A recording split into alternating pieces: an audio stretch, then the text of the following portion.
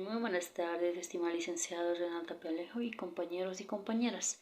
Bueno, en esta oportunidad nosotros vamos a hablar sobre la discapacidad auditiva. Los integrantes somos Juan Wilson Cusiquienta y mi persona, Maribel Bautista Flores.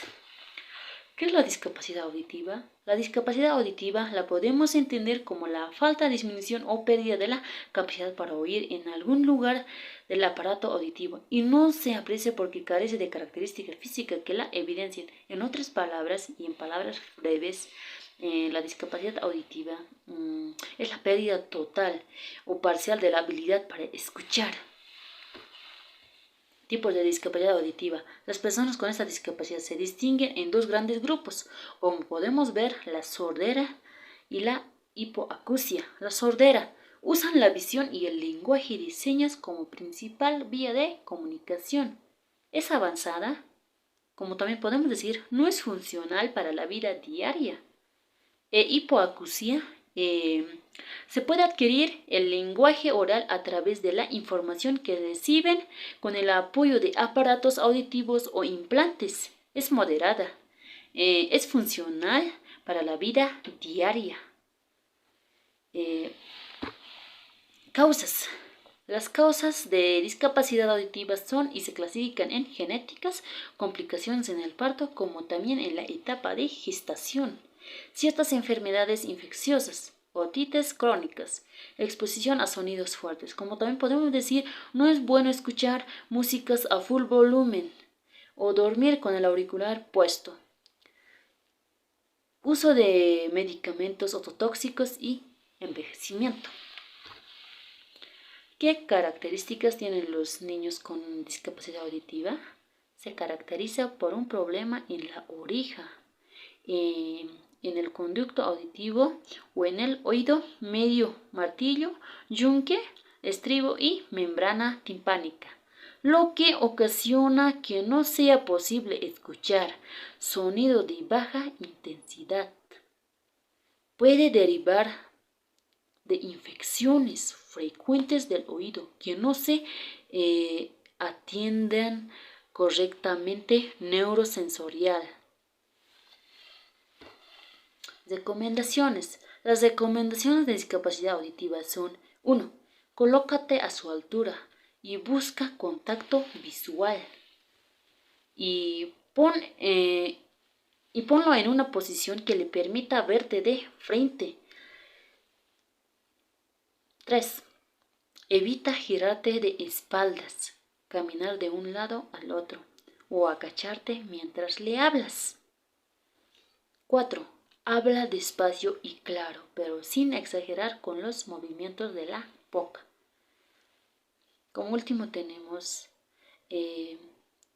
usa ademanes, gestos o expresiones para que el niño o las personas que están con esta dificultad, con la discapacidad auditiva, nosotros deberíamos de utilizar gestos y expresiones para que ellos, por lo menos ellos nos entiendan algo, o con el movimiento de la boca, pero más que todo gestos y expresiones. Y bueno, mi compañero va a continuar.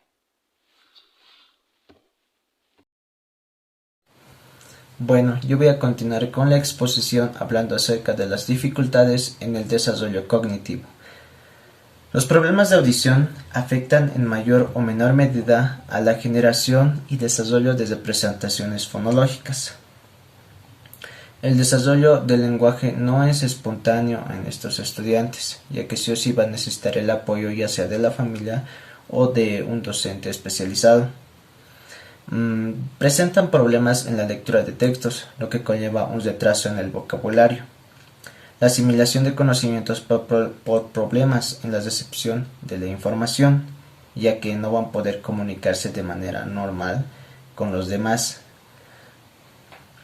Por otra parte, las necesidades educativas especiales de los estudiantes con esta discapacidad son la adquisición temprana de un sistema de comunicación, ya sea oral o de signos, Para esta parte ya se debe identificar si este estudiante tiene una pérdida de audición total o parcial, de que si es parcial, el docente va a tener que tener ciertas estrategias para que él pueda desarrollar lo que es su lenguaje oral.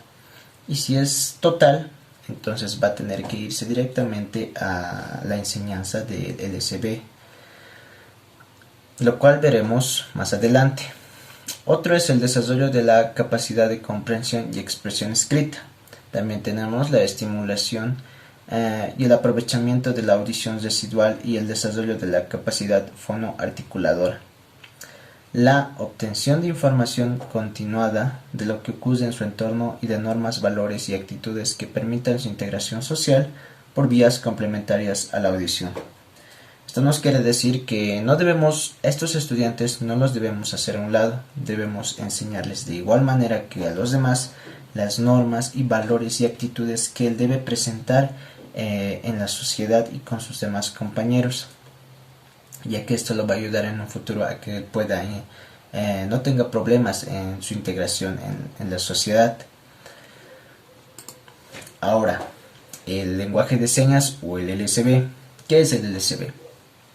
Es una lengua natural de expresión y configuración gesto-espacial y percepción visual, gracias a la cual las personas sordas pueden establecer un canal de comunicación en su entorno social. Nuestro lenguaje oral, o las personas que nos comunicamos mediante una comunicación oral, nos comunicamos mediante un canal vocal y auditivo, mientras el lenguaje de señas lo hace por un canal gesto, visual y espacial. El lenguaje de señas va a cambiar dependiendo del país, ya que el LSB de Bolivia no va a ser lo mismo de otro país. Por ejemplo, países que están en la parte norte de América. Nosotros mediante el LSB podemos comunicarnos con estas personas, ya que este va a ser su lengua natural de ellos, para que puedan comunicarse mediante los gestos, ya sean en las manos, ya sea en el rostro, con nuestras expresiones, o en el cuerpo. Por ejemplo, para decir hola, decimos hola. Si decimos chao, chao. Si decimos cómo estás, y si queremos decir gracias, gracias. También podemos decir nuestros nombres deletrando. Por ejemplo, mi nombre es Wilson y yo puedo decir Wilson. Y de esa manera podemos decir nuestros nombres. Ahora, ¿cómo enseñar a los estudiantes con discapacidad auditiva? La adquisición temprana de un sistema de comunicación, ya sea a través del lenguaje de señas o LSB. Nosotros somos encargados de que tengan una adquisición temprana, como lo decía al inicio, de un sistema de comunicación que le ayude y no así lo perjudique en un futuro. También el aprendizaje de una lengua oral con apoyos visuales. Siempre nos debemos apoyar en lo visual, siempre, ya que ellos presentan esta discapacidad en la audición. Entonces toda la información que ellos van a recabar va a ser mediante la vista. Por otro es el aprovechamiento de los restos auditivos del niño. Esto en caso de que el niño aún pueda escuchar ciertos sonidos. Y el trabajo continuo en la articulación fonética también. Ahora,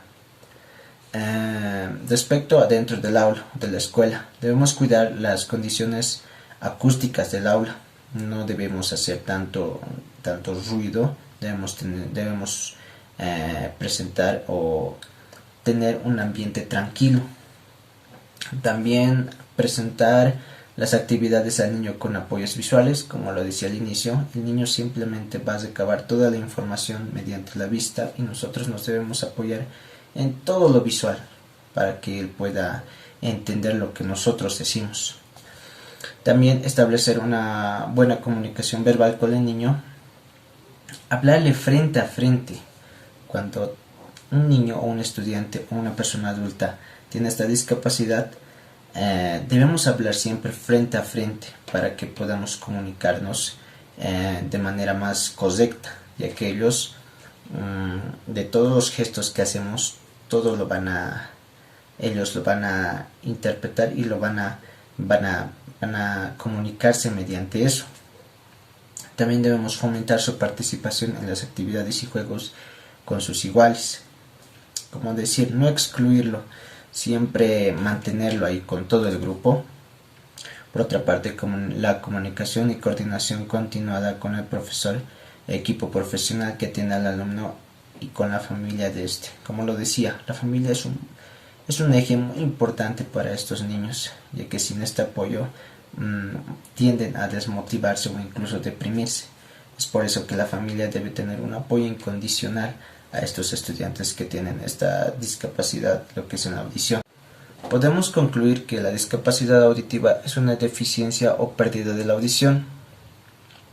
Sea cual sea la medida, esto afecta en las distintas actividades de los estudiantes en su diario vivir.